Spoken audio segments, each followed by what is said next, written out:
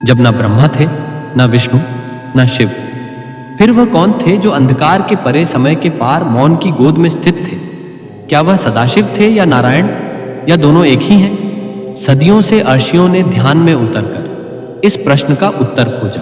कुछ ने उन्हें सदाशिव कहा, जो साक्षी है, नित्य है, अपरिवर्तनीय है। कुछ ने उन्हें नारायण कहा, जो जगत में प्रविष्ट होकर उसकी लीला करते हैं। लेकिन जब एक शिष्य ने गुरु से यह प्रश्न पूछा, गुरुदेव, सदाशिव और नारायण क्या वे दो हैं या एक? तब जो उत्तर मिला वह केवल शब्द नहीं था, वह एक ब्रह्म अनुभव था।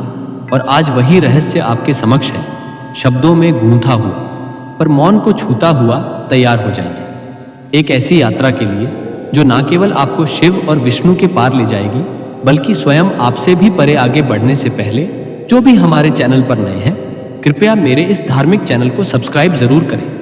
यह हमें ऐसे ही दिव्य और ज्ञानवर्धक विषय आपके लिए लाने की प्रेरणा देता है। बहुत समय पहले की बात है, जब ना तो आकाश था, ना पृथ्वी, ना काल की कोई गति थी और ना ही तत्वों का कोई भेद, बस मौन था, शून्य था।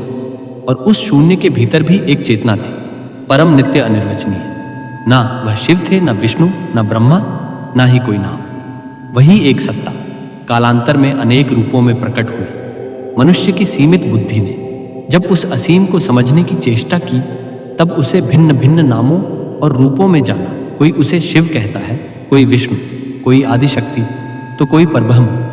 भारत की सनातन परंपरा में यह भेद केवल दृष्टिकोण का है, सत्य का नहीं। परम सत्य तो एक ही है, किंतु उसे देखने वाले ने जैसे अनुभव किया वैसा नाम दे दिया। इन्हीं अनुभवों से दो महान दिव्य नामों की उत्पत्ति हुई, सदाशिव और नारायण।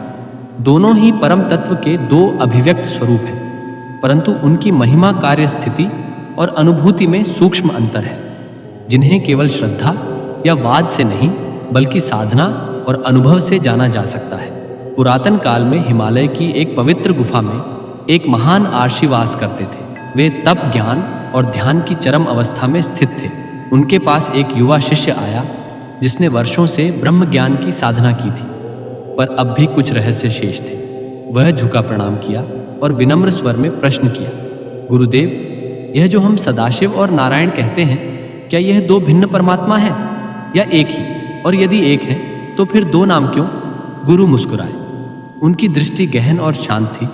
उन्होंने कहा, वत्स, तू आज उस रहस्य को जानना चाहता है जिसे जानने के बाद झाए एक हो जाते हैं। सुन, मैं तुझे एक कथा के माध्यम से इस परम तत्व का बोध कराता हूँ। यह कथा नहीं अनुभूति है, जिसे मैंने स्वयं अपने ध्यान में देखा, जिसे वेदों ने छिपा कर रखा, जिसे उपनिषदों ने प्रतीकों में बांधा और जिसे केवल मौन में अनुभव किया जा सकता है।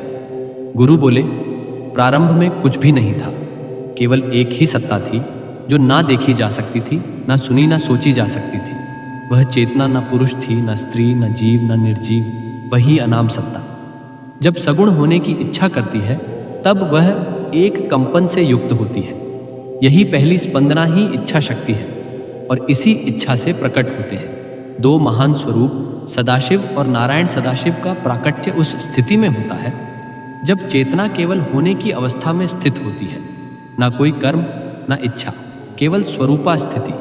वे ना ब्रह्मा है, ना विष्णु, ना रुद्र, वे इन सबसे परे हैं। वे वह है जो साक्षी हैं, जो ना बनते हैं ना मिटते हैं। शिव पुराण में वर्णन आता है कि सदा शिव पंचमुखी है। यह मुख 5 कृत्यों को दर्शाते हैं, सृष्टि, स्थिति, संहार, तिरोभाव और अनुग्रह। लेकिन इन 5 मुखों के पार जो मुख रहित मौन है, वही सदाशिव है। दूसरी ओर, जब वही परम चेतना इच्छा करती है कि वह जगत की रचना करे, उसमें प्रकट हो, उसमें लीला करे, तब वह नारायण बन जाती है।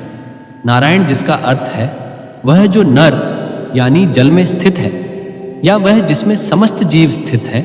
ये नारायण न केवल सृष्टि में प्रविष्ट होते हैं, बल्कि उसका आधार बनते हैं। वे विष्णु रूप में पालन करते हैं, श्री कृष्ण रूप में उपदेश देते हैं, श्री राम रूप में धर्म को स्थापित करते हैं, और वासुदेव रूप में सर्वव्याप्त रहते हैं।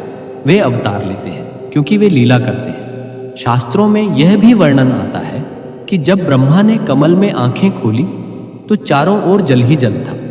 उन्हें ना अपना स्वरूपात था, ना उत्पत्ति का कारण। तब उन्होंने देखा एक नील वर्ण पुरुष शेषनाग पर शयन करते हुए शांत चिर विश्राम में स्थित वे ही थे नारायण। और जब ब्रह्मा ने प्रश्न किया, आप कौन हैं, तो उत्तर मिला, मैं वह हूं जिससे तुम उत्पन्न हुए हो, पर मैं भी किसी की इच्छा का ही रूप हूं। वह इच्छा किसकी थी? सदा शिव की। उसी प्रकार शिव को भी। जब पार्वती ने पूछा कि प्रभु आप ब्रह्मा से श्रेष्ठ हैं, विष्णु से परे हैं, फिर आप कौन हैं? तब शिव मुस्कुराए और उत्तर दिया, मैं सदाशिव का केवल एक अंश हूं। मैं रुद्र हूं जो संहार करता है, पर सदाशिव संहार से भी परे है, वह केवल है। वेदों और उपनिषदों में भी यह रहस्य गढ़ संकेतों में व्यक्त हुआ है। नारायण उपनिषद कहता है, नारायण वेदम सर्वम यद्भुतम यच भव्यम, यानी जो था, है और होगा सब कुछ नारायण ही है। वहीं शिव संहिता कहती है, शिवाद्वयम परम नास्ति, शिव से परे कोई नहीं। दोनों ही वाक्य विरोधाभासी नहीं, बल्कि एकता के द्योतक है। जो नारायण है वही शिव है, जो सदाशिव है वही नारायण है। अंतर केवल दृष्टिकोण का है। जहाँ नारायण सृष्टि के भीतर प्रवेश करते हैं, वहीं सदाशिव सृष्टि के साक्षी बने रहते हैं। नारायण की आंखों में करुणा है, लीला है, भाव है। सदाशिव की आंखें मौन है, स्थिर है, निर्विकार है।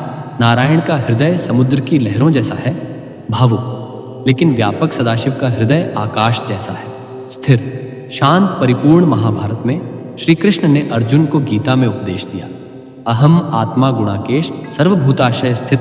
वह कहते हैं, मैं सबके हृदय में स्थित आत्मा हूँ। वहीं शिव उपनिषदों में कहते हैं, सोहम वह मैं हूँ। यह वह और मैं का जो भेद है, वही सदाशिव और नारायण के बीच का सबसे सूक्ष्म अंतर है। नारायण अनुभव कराते हैं, मैं तुझमें हूँ। सदाशिव अनुभव कराते हैं, तू ही मैं है। कई संतों जैसे आदि शंकराचार्य, रामानुजाचार्य और नाथ योगियों ने इन दोनों स्वरूपों को एक ही तत्व के रूप में समझाया है। संत ज्ञानेश्वर कहते हैं, शिव विणु ज्ञान विष्णु विणु प्राण, यानी शिव बिना ज्ञान संभव नहीं और विष्णु बिना जीवन संभव नहीं। ज्ञान और प्राण दोनों ही परम तत्व के दो पक्ष हैं। आज भी जब कोई साधक हिमालय में ध्यानस्थ होकर भीतर उतरता है, तो वह अनुभव करता है कि उसके अंतःकरण में जो मौन है वह सदाशिव है, और जो जीवन उसे बाहर कर्म करने को प्रेरित करता है वह नारायण है। वह मौन सदाशिव का स्पर्श है और वह गति नारायण की प्रेरणा है। इस प्रकार यदि तुम सदाशिव की साधना करते हो तो तुम निर्विकार निशब्द ब्रह्म स्थित अवस्था की ओर जाते हो, और यदि नारायण की भक्ति करते हो तो तुम प्रेम सेवा और अवतार के मार्ग पर चलते हो। लेकिन दोनों ही मार्ग अंततः उसी भ्रम की ओर ले जाते हैं जो किसी नाम और रूप में बंधा नहीं है। गुरु बोले, वत्स, अब तू समझा कि सदाशिव और नारायण में कोई द्वैत नहीं है। जैसे अग्नि और उसकी ज्वाला, जैसे सूर्य और उसका प्रकाश, वैसे ही सदाशिव और नारायण है। जब ब्रह्म मौन में होता है वह सदाशिव है, जब वह लय में होता है वह नारायण है। शिष्य की आंखों से अश्रु बहने लगे, वह मौन था, लेकिन भीतर एक क्रांति घट रही थी। वर्षों की साधना का उत्तर आज मिला था, शब्दों से नहीं, भावना से नहीं, बल्कि उस मौन से जो गुरु के वचनों के पार था। वह उठा, प्रणाम किया और गुफा के बाहर जाकर आकाश की ओर देखा। वही आकाश जो स्थिर भी था और गतिशील भी, वही आकाश सदाशिव था, और उसमें उड़ता हुआ वह पक्षी नारायण। तो अब जब आपने यह यात्रा पूरी कर ली है, शब्दों के माध्यम से कथा के छोरों को पकड़ते हुए, उस परम सत्य की ओर बढ़ते हुए, तो एक सवाल आपसे फिर से उभर सकता है, क्या सदाशिव और नारायण अलग हैं? उत्तर, अब शास्त्र नहीं देगा, कोई आर्षी या गुरु नहीं देगा। अब उत्तर आपके भीतर से आएगा, क्योंकि जब आप मौन में बैठते हैं और आपकी सांसें धीरे धीरे शांत होती हैं, तो आप अनुभव करते हैं उस अदृश्य उपस्थिति को, जो न शिव है, न विष्णु, न शब्द है, न विचार, वह बस है। कभी वह आपके भीतर बैठे साक्षी की तरह आपको देखता है, वह सदाशिव है। कभी वह प्रेम बनकर आपके भीतर उमड़ता है, करुणा बनकर आपकी आंखों से बहता है, वह नारायण है। और जब दोनों का भेद मिट जाता है, जब भीतर केवल एक ही अनुभव रह जाता है, सोहम, मैं वही हूँ, तब आप जान जाते हैं कि सदा शिव और नारायण कोई बाहर के देवता नहीं, बल्कि आपके अपने ही दो रूप हैं। इसीलिए जब अगली बार आप ओम नमः शिवाय कहें या ओम नमो नारायणाय, तो जान लें आप किसी और को नहीं, स्वयं अपने अनंत दिव्य स्वरूप को प्रणाम कर रहे हैं। और यही है वह परम रहस्य जिसे जानकर ना कुछ शेष रहता है, ना कोई प्रश्न उठता है, बस मौन रह जाता है, और उस मौन में ही सच्चा ब्रह्म है। अगर आपको हमारा कंटेंट पसंद आया हो तो कृपया इस वीडियो को लाइक और शेयर करें। और अगर आप हमारे चैनल को और भी समर्थन करना चाहते हैं तो कृपया सब्सक्राइब करें और बेल आइकन दबाएं ताकि आप हमारे नए वीडियो की अपडेट सबसे पहले पा सकें। आपकी सहायता से हम और भी बेहतर और अधिक ज्ञानवर्धक वीडियो बना सकेंगे। जय श्री नारायण। ओम नमः शिवाय। हर हर महादेव।